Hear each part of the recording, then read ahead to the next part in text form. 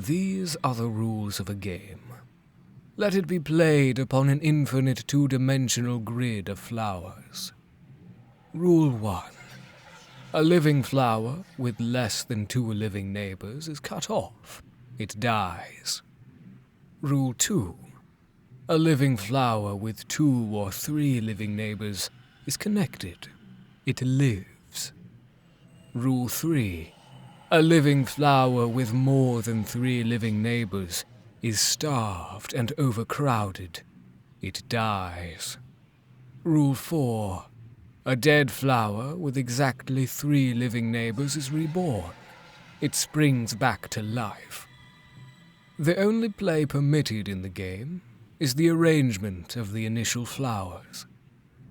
This game fascinates kings. This game occupies the very emperors of thought.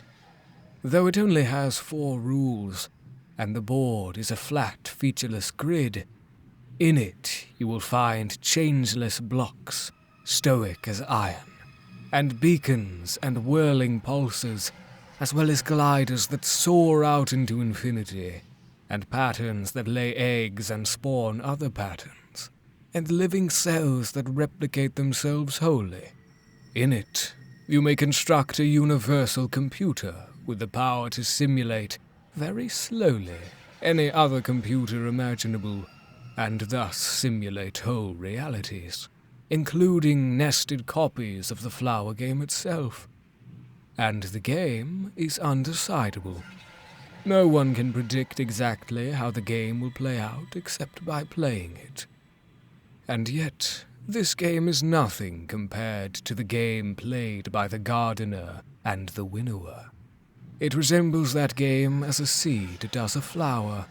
No, as a seed resembles the star that fed the flower and all the life that made it. In their game, the gardener and the winnower discovered shapes of possibility. They foresaw bodies and civilizations, minds and cognitions, qualia and suffering. They learned the rules that governed which patterns would flourish in the game and which would dwindle. They learned those rules because they were those rules. And in time, the gardener became vexed.